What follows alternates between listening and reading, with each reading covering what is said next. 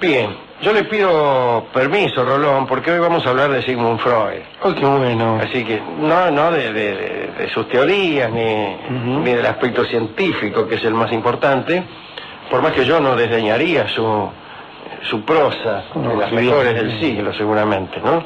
Pero vamos a contar hoy algunas excentricidades y manías de Freud. Freud nunca consiguió eludir la molestia profunda que le producían algunas cosas de la vida cotidiana. Por ejemplo, desde chico desarrolló una firme antipatía por la coliflor. Plenamente justificada, desde luego, ¿no? Tan fuerte era ese aborrecimiento que hasta llegó a prohibir a su esposa e hijos que pronunciaran esa palabra en su presencia. ¿Qué palabra? Coliflor. Tampoco podía soportar ver un pollo asado ni comerlo ni hablar, pero tampoco podía verlo. Freud consideraba que el objeto más diabólico jamás inventado por el hombre era el paraguas. No dudaba, según cuenta su hijo, Martín, en empezar a los bastonazos si alguien lo rozaba con su paraguas en algún día lluvioso. También odiaba las bicicletas y decía que debía prohibirse su uso, en especial en los sitios de veraneo. Aseguraba que la velocidad que desarrollaba ese invento era un peligro para la integridad de los paseantes. Odiaba el teléfono y muy pocas veces lo usó, a pesar de que su casa en Viena, tal vez porque era médico, fue una de las primeras en tener línea telefónica. Es cierto que Freud nunca atendió él mismo el teléfono cuando alguien llamaba y tampoco marcó jamás un número por su cuenta. Marcó es un decir, nos pidió él mismo a la operadora, que era como se usaba en ese entonces, ¿no? Un detalle que puede entristecernos, Rolón, ¿no? A Freud no le gustaba la música, le era absolutamente indiferente. Prohibió que en su casa hubiera piano y se negaba a entrar en un sitio donde tocara una orquesta. Bueno, eso está bien, por ahí. Si uno quiere conversar con una mina, no va a entrar en un sitio donde está tocando una orquesta que no escucha lo que dice. Aparte, parece que no tenía el más mínimo oído musical y encontraba que los valses vieneses eran ensordecedores y ruidosos.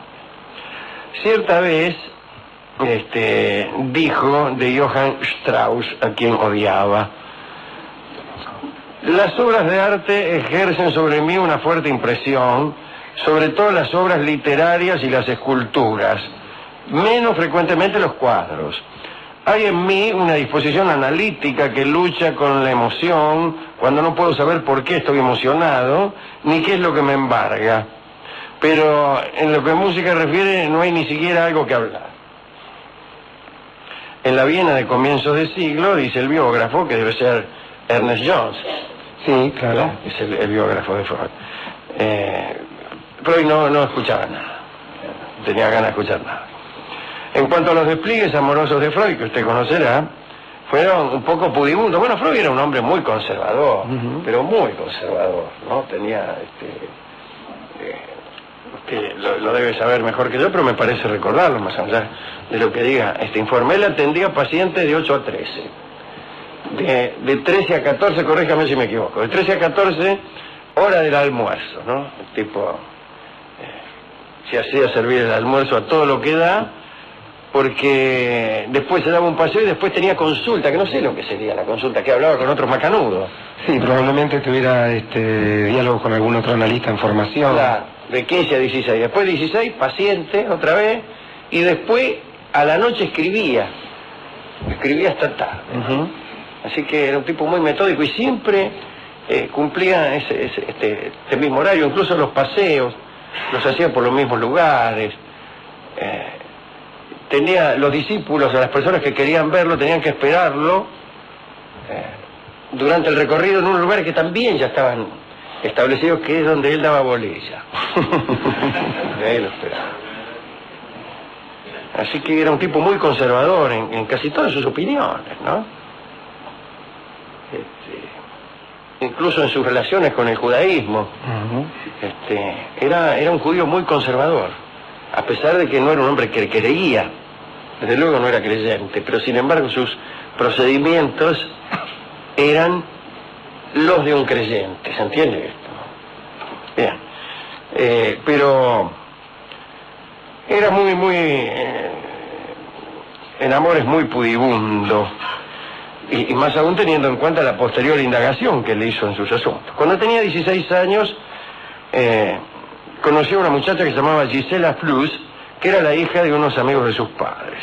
No le pudo dirigir la palabra y estuvo 3 años enamorado sin decirlo, hasta que volvió a verla y se desengañó por completo. Jones, el biógrafo, ¿no?, dice que desde esos tiempos hasta que conoció a quien iba a ser su esposa, no tuvo ningún sentimiento amoroso. Las mujeres no le importaban demasiado. En una carta al Dr. Putnam, en 1915, abordó de una manera muy permisiva el problema de la libertad que debía concederse a los jóvenes en el terreno de lo sexual. Y agregaba, y esto lo digo, aunque yo mismo me haya aprovechado muy poco de esa libertad. Estuvo 4 años de novio con Marta, la mujer, Marta Bernay. Antes de casarse, la conoció en 1882 en un almuerzo familiar. Parece que era muy delgada, Marta, pálida y demasiado educada. Demasiado educada para el gusto del biógrafo, ¿no? Algún cronista dice que era insignificante. Tomá. Por lo que respecta al propio Freud, hay que decir que no la halagaba demasiado. En las cartas la describe de un modo terrible, ¿no? Tenemos aquí las cartas de Freud. Vamos a abrirlas. Sé muy bien que no eres bella en el sentido que lo entienden los escultores y los pintores. Si te empeñas en que le dé a las palabras su estricto sentido, me veré obligado a confesar que no eres una belleza.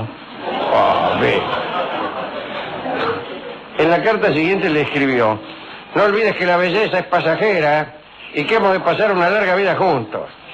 Una vez que han desaparecido lo bonito y lo fresco de la juventud, la única belleza que permanece es la de la bondad y la comprensión que transfigura los rasgos. Creía, como aprendimos a creer también en este programa, que el espíritu modifica los rasgos de las personas. Pero le tenía poca fe a la mujer. Pero a la mujer a él le gustaba, ¿no? Porque su seducción fue insistente. Parece que no pasó un solo día en que no le enviara una rosa roja acompañada de una tarjeta en la cual escribía un lema, a veces en español, a veces en latín o en inglés o en alemán. No sé qué lemas le escribiría. Es inútil, qué sé yo. Bien. La petición de mano de Freud a Marta fue fijada para el día 17 de junio. Freud era muy supersticioso, como hemos dicho, y eligió el número 17 porque interpretó que ese día era fasto. Respecto a fechas, digamos otra cosa. Tras efectuar una serie de cálculos de una complicada extravagancia, Freud quedó convencido de que se iba a morir a los 62. Cuando esa fecha pasó, después de terrores y angustias, le manifestó a su paciente y colega, el doctor Ferenczi: eso prueba, dice Freud, la poca confianza que hay que conceder a todo lo sobrenatural. Extraordinario. Parece que era muy celoso, Rolón. Los primeros celos que tuvo Freud con Marta fueron en relación con el primo de ella, Max Mayer. El tipo había sido el preferido de Marta en la adolescencia. Era músico, Max. Sigmund le prohibió a Marta que llamara a su primo por su nombre de pila, así que debía llamarlo señor Mayer. Mayer fue suplantado en los celos por otro sujeto llamado Fritz Wahle. Este hombre era un artista muy apreciado por las mujeres y Freud consideró que era un peligro latente para su estado marital. Entonces prohibió que Marta lo viera. Escribió luego al respecto lo siguiente, ¿no? Pienso que reina una hostilidad general entre los artistas y los investigadores sumergidos en los detalles de un trabajo científico. ¿Cómo sabemos?, dice Freud, el arte les da a los primeros, a los artistas, una clave que les permite ingresar con facilidad en los corazones femeninos, mientras que nosotros, los científicos, permanecemos detenidos ante esa extraña cerradura y estamos obligados a torturarnos la mente para descubrir la llave que les sea adecuada, decía Freud. Freud era muy puritano. En una ocasión le prohibió a Marta que patinase, porque en esa circunstancia debía darle el brazo a otro hombre. Freud dijo que hubiese sacrificado gustoso su mano derecha si con eso consiguiera sacarse de la cabeza la idea de que Max Mayer y Fritz Wahle le habían gustado a Marta. Su sufrimiento era tan agudo que quería sumirse en un sueño eterno, deseo de muerte. Todo eso lo describió más tarde, ¿no? Como celos excesivos, deseo de muerte, y bueno, él mismo lo había sentido en su relación con Marta. Un último asunto que pocas veces he citado como referente en los inicios de los descubrimientos de Freud, entre los autores que lo ayudaron al descubrimiento del psicoanálisis, hay que citar a Ludwig Borne, un hombre que vivió entre 1786 y 1837. A Freud le regalaron sus obras completas cuando tenía 14 años. Y cuando años más tarde Freud incitaba a sus pacientes a que hablaran con entera libertad, usando lo que usted sabe, ¿no? Asociaciones de ideas, etcétera, obedecía, según se dijo, a lo siguiente. Freud había quedado impresionado por el texto de Borne titulado «Cómo llegar a ser un escritor original en solo 3 días». Borne aconsejaba, a los aprendices de escritores que se encerraran durante 3 días para dedicarse a anotar, sin falsedad ni hipocresía, todo aquello que se les pasara por la cabeza. Decía Borne: escriba todo lo que piense de sí mismo, de sus mujeres, de la guerra turca, de Goethe, del juicio final, de sus superiores, y al cabo de 3 días quedará usted estupefacto viendo cuántos nuevos pensamientos que jamás habían sido expresados han surgido de usted. Varias décadas más tarde, después de haber vuelto a leer eso, cuando Freud visitó el cementerio de Père Lachaise en París, la tumba de Ludwig Borne fue la única ante la cual decidió inclinarse. Bien lo recuerdo, ¿no? Usted sabe que verdaderamente era muy aficionado a la escultura. Cuando él estuvo en Florencia en el año 1913, pasó 3 semanas mirando el Moisés de Miguel Ángel y tomando medidas y apuntes y viendo cuáles habían sido los procedimientos del artista, cuáles eran las proporciones que usaba. Le gustaba muchísimo la escultura y despreciaba verdaderamente la música. ¿No? Bueno, y usted sabrá, así como trataba a los hijos, la mujer lo trataba, tenían un trato raro, ¿no? Sí, señor. Él quizá no la respetaba mucho, incluso pensando con medidas actuales, ¿no? Realmente. Ella lo atendía tan bien que por ahí le ponía el dentífrico en el cepillo de dientes, y él se dejaba hacer todas esas cosas, pero incluso debe haber escrito él algo parecido a esto, que ella no entendía mucho de lo que él hacía. Nunca la consultaba ni de otras cosas. Y ella en cambio lo cuidaba en las cuestiones domésticas,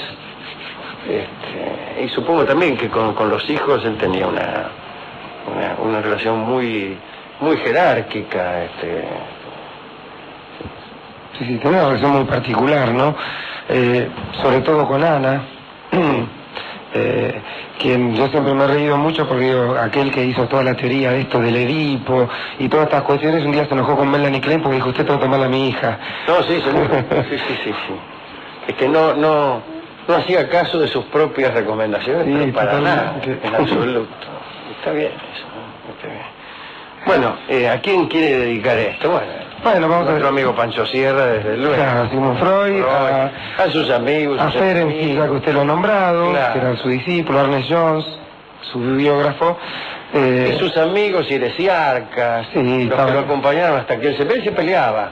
Más tarde, más temprano. Con Jung, claro. Es terrible su pelea. El suizo, decía él. Sí. Él le decía el suizo porque en realidad casi todos los que integraban el grupo eran judíos. Y él con mucha gracia, decía que el suizo nos va a salvar a todos, porque es nuestro salvoconducto para entrar en la ciencia no judía, ¿no? Pero después se enojó, después le cambiaban, ¿no? Usted sabrá, cambiaban en sus propias obras, había modificaciones donde él nombraba a Jung, después ponía un ex analista. Sí.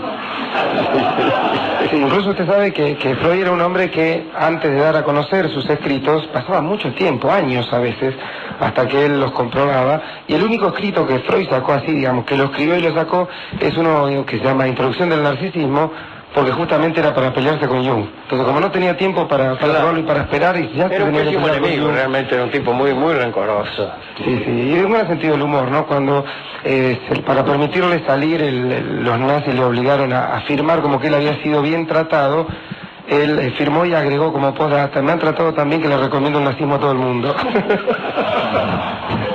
Fue un hombre muy valiente también, él murió de cáncer, y ya en sus últimos días el dolor era muy grande, y querían darle morfina, y él dijo que prefería morir atormentado antes que dejar de pensar. Está bien eso. Así que se lo dedicamos a él. Nos encontramos desde luego aquí ante un problema, porque a Freud no le gustaba la música. Pero este es un programa de radio que más que espacio maneja tiempo. Claro. Debemos dedicarle alguna poesía. Pero bueno, vamos a traicionarlo y vamos a escuchar un tango freudiano, que es el tango Sueño Querido, ciertamente. El que se consideraba un heredero de José. Sí, señor. Hubiera soportado siquiera el tema de este tango. Sueño Querido canta Carlos Gardel.